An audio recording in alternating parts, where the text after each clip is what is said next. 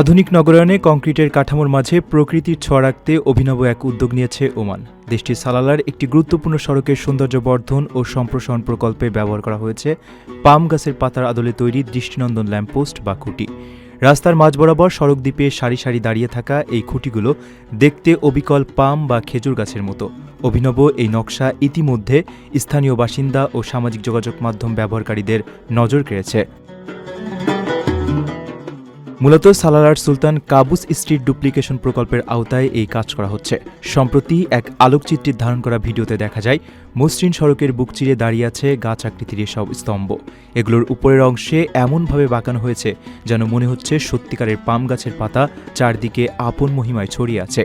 প্রাকৃতিক সৌন্দর্যের জন্য বিখ্যাত সালালা শহরের স্নিগ্ধ পরিবেশের সঙ্গে আধুনিক এই নকশাটি চমৎকারভাবে মানিয়ে গেছে।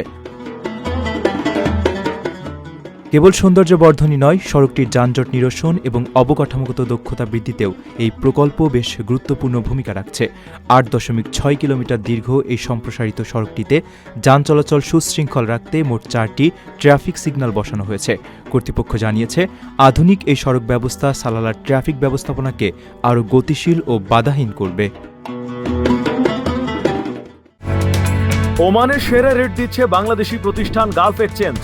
প্রিয়জনকে টাকা পাঠাতে আজই আসুন আমাদের যে কোনো ব্রাঞ্চে অথবা কল করুন স্ক্রিনে দেয়া নাম্বারে। গালফ এক্সচেঞ্জ, বাংলাদেশিদের প্রিয় এক্সচেঞ্জ।